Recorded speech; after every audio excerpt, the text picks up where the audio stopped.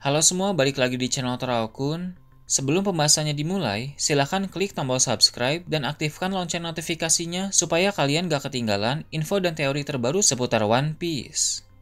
Buat kalian yang mau informasi tambahan soal SBS atau databook, kalian bisa follow Instagram Taraokun. Di sana admin akan memposting soal SBS, databook, dan berbagai teori singkat.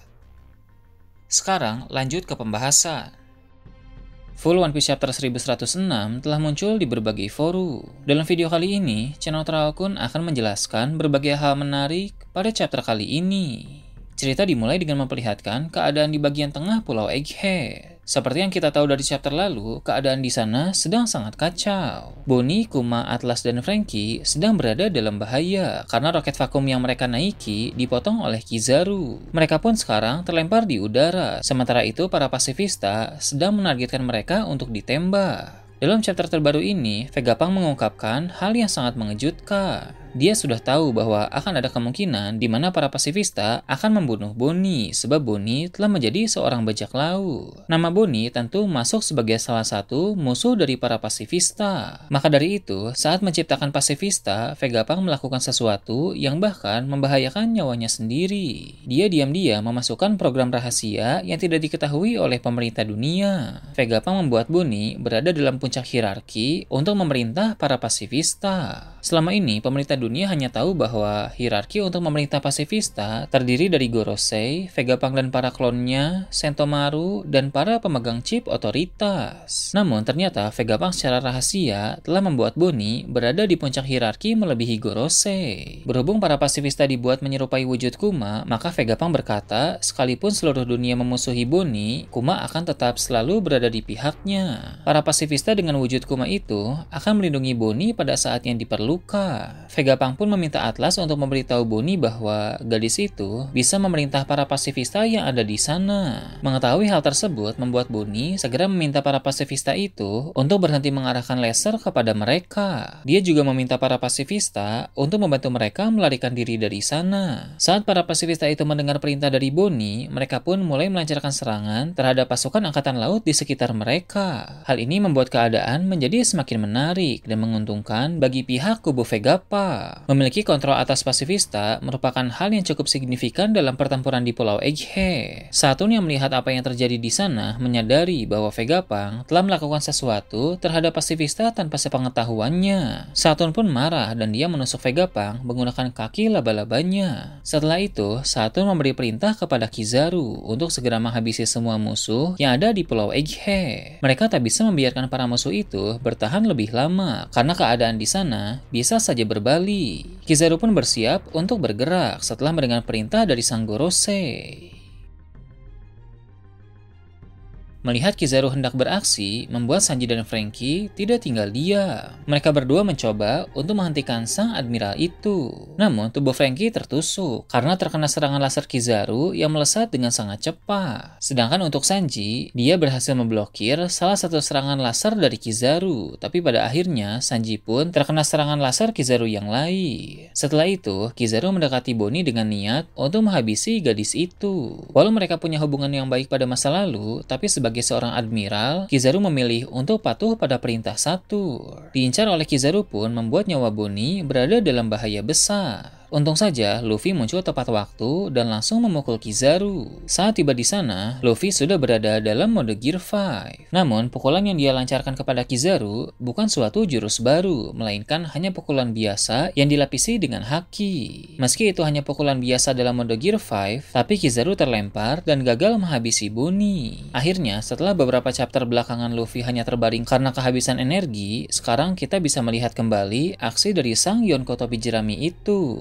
Luffy telah mengonsumsi banyak makanan dalam chapter sebelumnya, sehingga sekarang dia pasti memiliki energi yang sangat cukup untuk bertarung dan bertahan lama dalam penggunaan mode Gear 5. Setelah dia memukul Kizaru, Luffy pun mengubah tanah menjadi karet, sehingga orang-orang yang terjatuh dari udara bisa mendarat dengan selamat. Kekuatan Gear 5 Luffy benar-benar sangat berguna, bukan hanya sekadar untuk menyerang musuh, tapi juga untuk menyelamatkan orang lain. Saturn yang melihat Luffy sedang menggunakan kekuatan Awakening Hito-Hitonomi model Nika hanya menatapnya dalam diam. Sepertinya Saturn tidak mau gegabah untuk buru-buru menyerang Luffy, melainkan dia mau melihat keadaan di sana terlebih dahulu. Saturn harus memperhitungkan segalanya dengan baik sebelum mulai melakukan pergerakan. Kemudian diperlihatkan Kizaru sedang duduk di tanah sambil memegang kepalanya yang tadi dipukul oleh Luffy. Meski begitu, tapi Kizaru tampak baik-baik saja, sehingga sang admiral itu pasti akan segera beraksi kembali.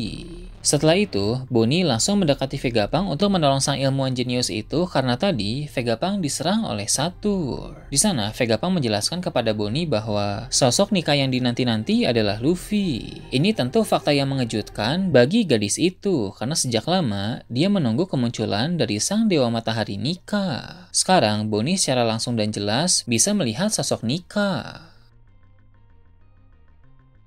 Saat ini, Luffy sedang melompat tinggi dan berpose Nika, yang mana Bonnie menangis terharu ketika melihat hal tersebut. Nika bukan hanya sekedar legenda, bukan pula cerita karangan saja, melainkan benar-benar ada di hadapan Bonnie. Vegapunk kemudian berkata bahwa dia sendiri pun awalnya tidak percaya, sampai akhirnya dia melihat dengan matanya sendiri bahwa Luffy si topi jerami yang dulu menarik perhatian Kuma ternyata adalah sang Dewa Matahari Nika. Kemudian, ketika Luffy sedang beraksi dalam mode Gear 5, diperlihatkan robot kuno mulai bergerak sedikit seiring dengan bunyi Drum of Liberation dari jantung Luffy. Sebelumnya, dalam pertarungan pertama Luffy melawan Kizaru di Pulau Egghead, mata dari robot kuno itu diperlihatkan menyala. Sekarang, robot tersebut mulai bergerak sedikit. Itu menjadi tanda bahwa sebentar lagi, sang robot kuno itu akan benar-benar bangkit dan beraksi di sana.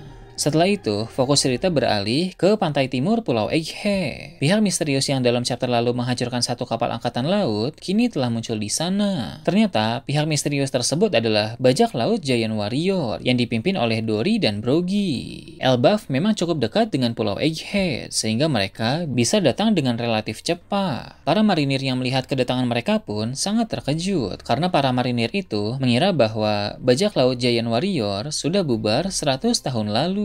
Mereka mencoba menembaki kapal besar milik bajak laut Giant Warrior itu, tapi tembakan mereka sepertinya tidak terlalu berdampak. Para marinir itu pun bertanya-tanya mengapa bajak laut tersebut datang ke Pulau Egghead. Jawabannya adalah mereka datang untuk Luffy. Pada bagian akhir chapter, Dory menyebut Luffy sebagai sang Dewa Matahari. Rupanya mereka telah mengetahui bahwa Luffy saat ini adalah Dewa Matahari. Maka dari itu, bajak laut Giant Warrior pun segera datang ke sana. Kedatangan mereka pasti akan mengubah alur pertempuran dan membuat angkatan laut menjadi kerepotan. Dulu, Big Mom pernah berkata bahwa seandainya saja dia beraliansi dengan Elbaf, maka dia pasti bisa melampaui Kaido, Shanks, bahkan Shirohige. Itu menegaskan bahwa kekuatan tempur kerajaan Elbaf memang luar biasa. Jadi, jika setelah ini Elbaf menjadi aliansi Luffy, maka dapat dipastikan pasukan yang Luffy miliki akan melampaui Yonko yang lain. Nah, itu tadi berbagai hal menarik pada chapter 1106. Gimana menurut kalian? Silahkan tulis di kolom komentar di bawah. Oke, segitu aja untuk pembahasan kali ini. Jangan lupa like, share, dan subscribe untuk video menarik selanjutnya. Gue Toraukun, Shambles.